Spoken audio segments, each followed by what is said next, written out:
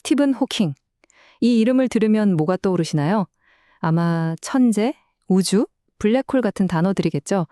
맞습니다. 이 이름은 정말이지 우주의 가장 깊은 미스터리와 거의 동의어라고 할 수 있어요.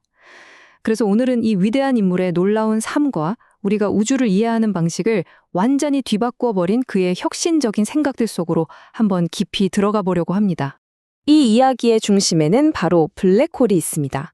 수십 년 동안, 아니 그보다 훨씬 오랫동안 블랙홀은 말 그대로 우주의 궁극의 감옥 같은 존재였어요. 한번 들어가면 그 무엇도, 심지어 빛조차도 절대로 빠져나올 수 없는 그런 영원한 심연. 그게 바로 우리가 알던 블랙홀이었죠. 하지만 바로 그때 한계에 갇힌 것처럼 보였던 한 위대한 정신이 그 감옥에서 탈출할 수 있는 길을 찾아냅니다. 바로 이게 스티븐 호킹이라는 인물이 가진 가장 위대한 역설이에요. 몸은 휠체어라는 작은 공간에 갇혔을지 몰라도 그의 정신만큼은 그 누구보다 자유롭게 우주의 가장 깊은 비밀을 향해 날아올랐으니까요. 그래서 오늘 우리는 바로 이 한계 없는 정신의 여정을 따라가 볼 겁니다. 자신의 육체적 한계와 싸우는 동시에 우주에 대한 우리의 이해의 경계를 허물어뜨린 그 위대한 지적 탐험을 말이죠. 자, 그럼 호킹의 개인적인 이야기부터 시작해 볼까요? 모든 것이 시작되었던 곳. 아주 총명했지만 또 한편으론 평범했던 그의 젊은 시절로 한번 돌아가 보겠습니다. 그의 학문적 커리어는 정말 탄탄대로 그 자체였어요. 1942년 영국 옥스퍼드에서 태어나서 어릴 때부터 수학이랑 물리학에 엄청난 재능을 보였죠. 옥스퍼드 대학교에서 물리학을 공부하고 세계 최고의 대학 중 하나인 케임브리지에서 우주론 박사 과정을 시작했으니까요. 그야말로 차세대 최고의 우주론학자가 될 모든 준비를 마친 상태였던 겁니다. 하지만 바로 그때였습니다. 그의 인생을, 아니 모든 것을 송두리째 바꿔놓는 사건이 일어난 건요. 1963년 그의 나이 겨우 21살에 운동신경세포가 파괴되는 병, 우리 다 흔히 류게릭병이라고 부르는 ALS 진단을 받게 됩니다. 의사들이 그에게 준 시간은 고작 2년이었습니다. 상상이나 되시나요? 이 절망적인 시한부 선고는 그가 훗날 이뤄낼 그 모든 위대한 업적들을 생각하면 정말이지 믿기 힘든 엄청난 대조를 이루죠. 하지만 결과는 어땠을까요? 그는 의사들의 예측을 가뿐히 뛰어넘었습니다. 무려 55년. 진단을 받고 나서 55년을 더 살았어요.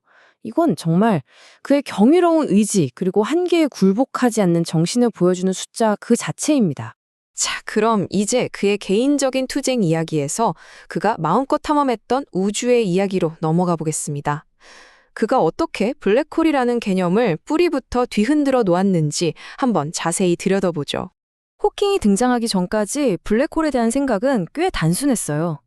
아인슈타인의 일반 상대성 이론에 따르면 블랙홀은 그냥 영원히 모든 걸 빨아들이기만 하는 어두운 과목 같은 존재였죠. 한번 들어가면 끝. 그런데 호킹이 여기에 완전히 새로운 관점을 가져옵니다. 바로 양자역학이죠. 이 두 개의 거대한 이론, 일반 상대성 이론과 양자역학을 처음으로 결합시킨 거예요.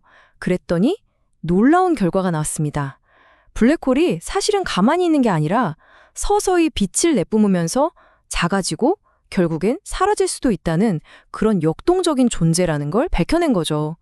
이건 정말 혁명적인 생각이었습니다. 자, 이 놀라운 아이디어를 이해하려면 딱 두 가지 개념만 알면 됩니다. 첫 번째는 사건의 지평선이에요. 이건 뭐냐면 블랙홀의 경계선이라고 생각하시면 돼요. 돌아올 수 없는 지점, 여기를 한번 넘어가면 중력이 너무너무 강해서 그 어떤 것도 빛조차도 다시는 나올 수 없는 바로 그 선입니다.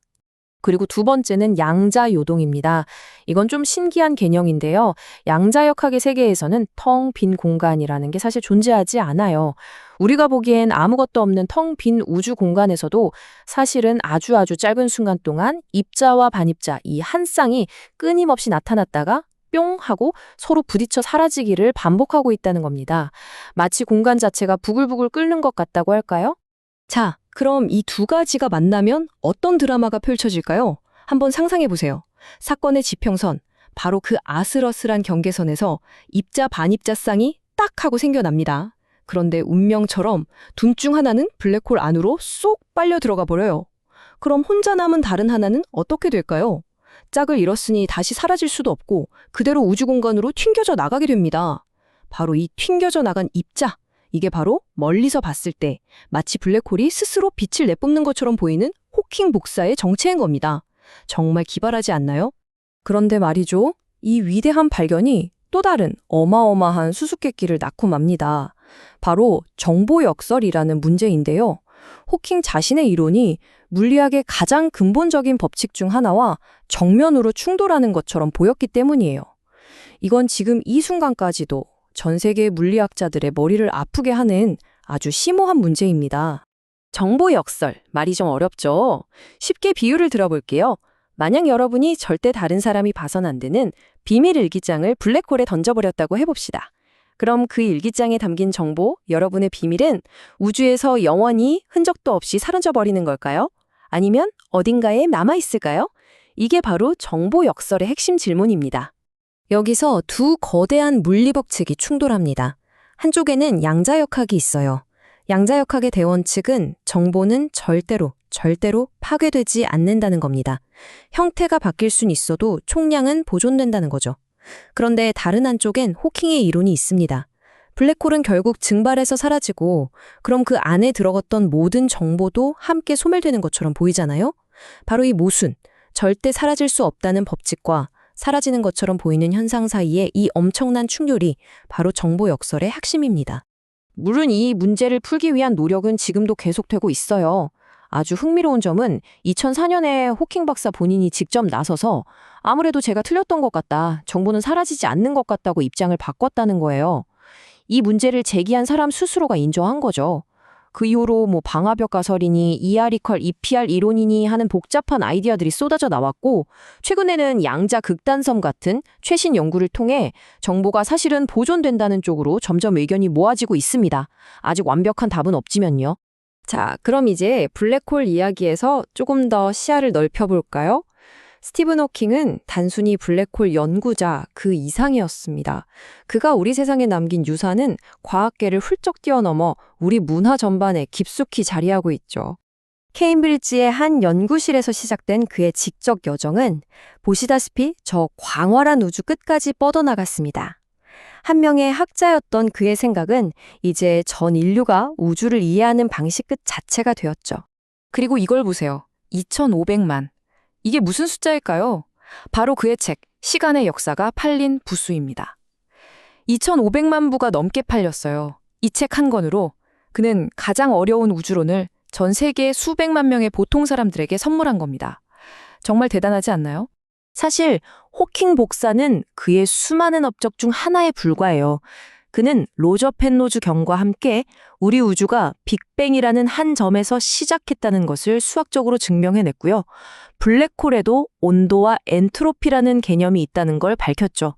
심지어는 우리가 사는 이 3차원 세상이 어쩌면 2차원 평면에 기록된 홀로그램일지도 모른다는 이런 놀라운 아이디어의 기초를 다지기도 했습니다. 정말 우주의 시작부터 끝까지 그의 손길이 닿지 않은 곳이 없을 정도죠.